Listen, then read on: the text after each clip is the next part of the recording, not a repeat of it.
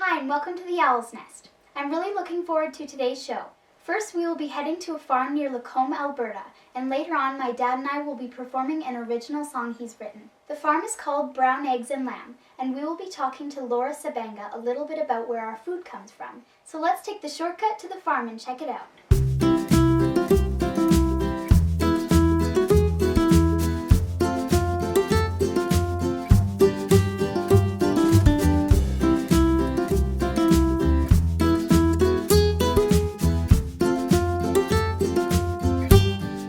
Thanks for having us. You're very welcome. So how long have you been doing this? Well, this has kind of evolved through the years. So probably 15, 20 years. My children are all grown, but when they were younger than you, we started having chickens to learn about taking care of things and what animals do and selling and that sort of thing. And we started with about 25 chickens. We had discovered that the demand for good brown eggs was really great, so we had more chickens. And we now have as many as we are allowed to have without having a quota, which is 300 birds.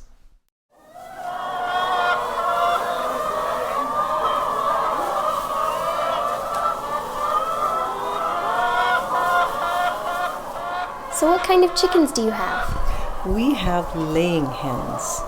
Now that's the kind. The breed is called ISO Brown.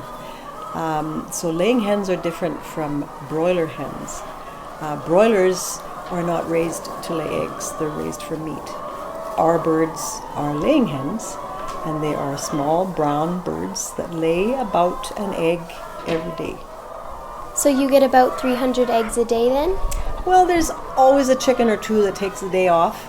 So we get probably about 270 a day. Still a lot of eggs, but you know what? There's a lot of people that like those eggs, so they find homes very, very quickly. So why do you give straw to the chickens? Straw is bedding. It's something for them to scratch in because chickens get bored easily. They like to have something to play with. And in the wintertime, that's a little bit harder because they can't go outside in this country. So we give them straw, not only to help keep them clean, but to give them something to scratch in and to play in. And you may have noticed in the barn, we also have things laying around like pails and that sort of thing for them to play in and around. They like to have things they can explore, they can hide behind, they can climb on, jump on, and that sort of thing. So you try to keep your chickens happy because then the eggs taste better. That's what I believe anyway. What do you feed your chickens? We get a prepared ration. We get about 2 tons of it at a time. We bring it in ourselves, and it's a mixture of wheat and the protein in the wheat. It's a balanced feed that the mill makes for us, just because we don't have the facility to mix it here. They also get my table scraps. When I make a salad, I save all the wilted leaves and all of that kind of thing, and they love to have that sort of thing too.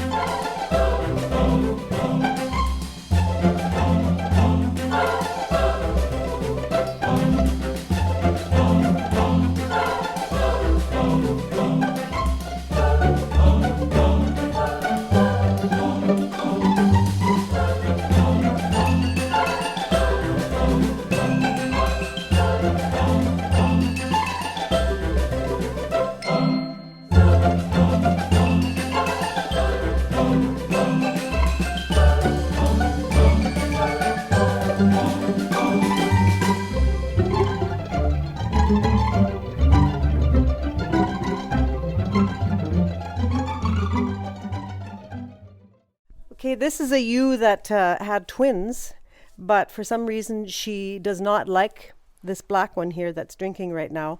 So if I'm not here to hold her still like this, she won't let it drink. So about every 6 hours I need to come out here and hold her. And once I've got her by the head, it's fine. And he has his lunch and we're good for another 6 hours. Do you think that will change? It can. Sometimes it does, but lots of times it doesn't. So chances are I'll have to keep doing this for about 3 weeks.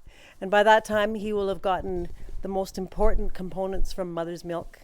And then I'll turn them out and I'll have to come and bottle feed him twice a day. He'll get to know me really well. Yeah. So you can see his tummy is full. Oh, yeah. When you can always tell if you walk up to a lamb and squeeze him right by his hips. If there's lots in there, you know that they've had something to eat.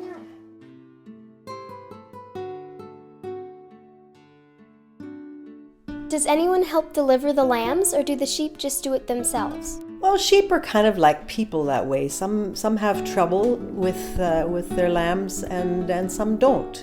For the most part, sheep can do it by themselves. Occasionally it gets really serious and you need a vet, but that's not very often.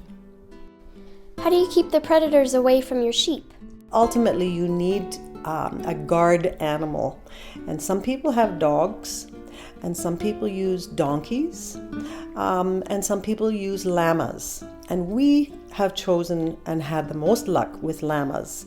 They eat the same thing as the sheep, so it's easy to keep them. And they are very aggressive. They will not tolerate coyotes, dogs of any sort. They go after them. It's quite something to see. I've heard llamas spit. Is that true?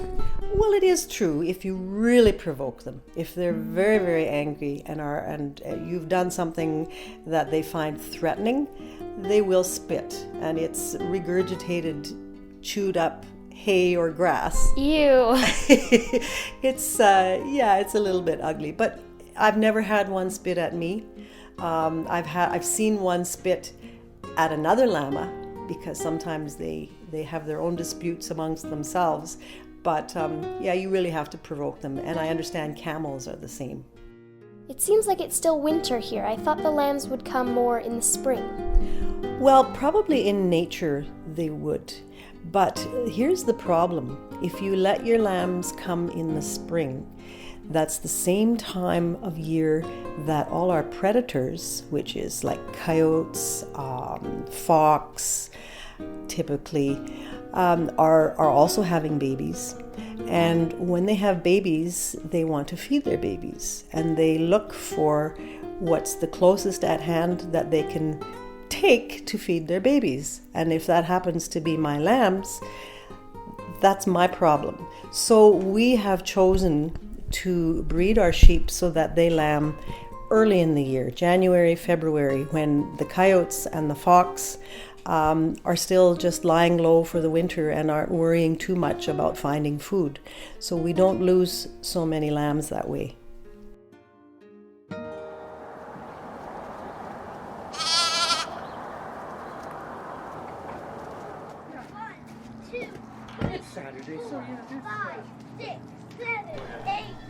So this is your store? This is my store. This is how it is after about 6 years. We started with just brown eggs there and lamb, Yeah. which is in the freezer over there.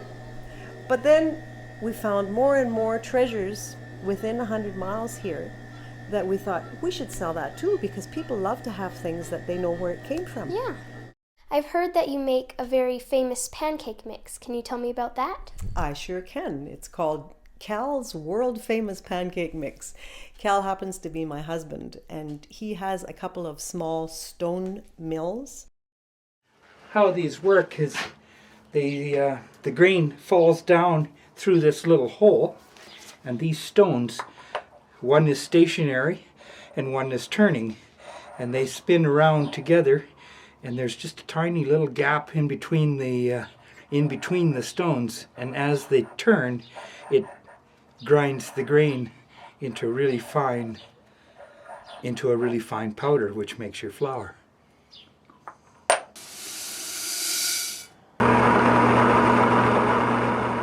He mixes a pancake mix, which is half barley flour and half whole wheat flour, and adds a few of his special ingredients to make it really yummy.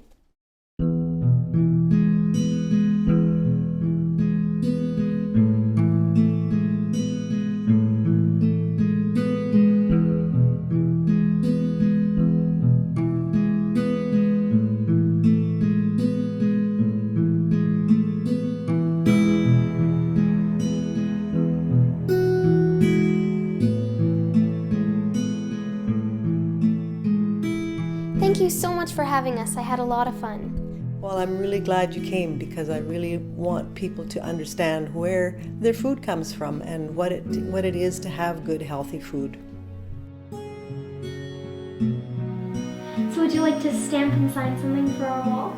Sure, I'd love to. So you can pick a stamp.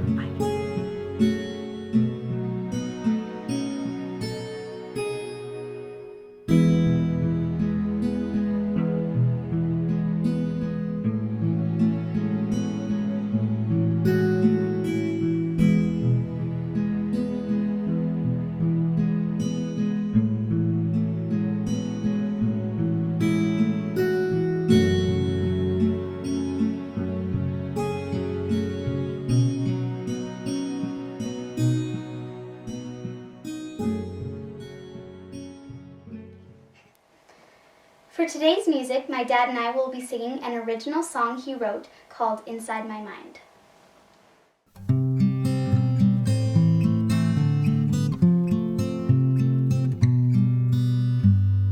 When the lights are down and the people are gone, the day is through. I wish you could come around. You're an angel's song. More than a few Times I have seen your face, and the very core of me can't help but smile in your grace. but in the dark, nobody here. I'm closing my eyes, the world disappears, and it's just you and I, and the time flies by, 'cause I have you inside my mind. Yes, it's just you and I, and the time flies by, 'cause I have you inside my mind, inside my mind.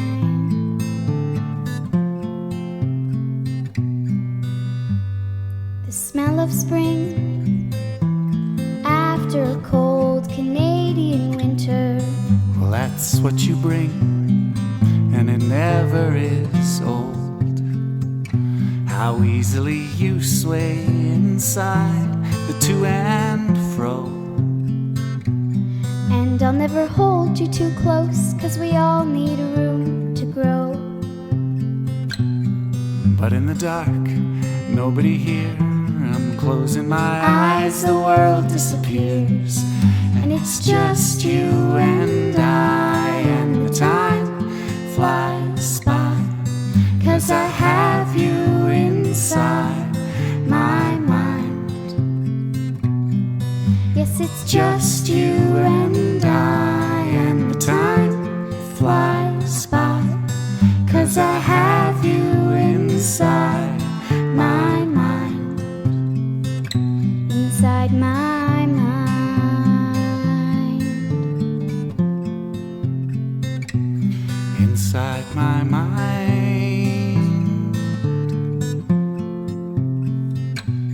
inside my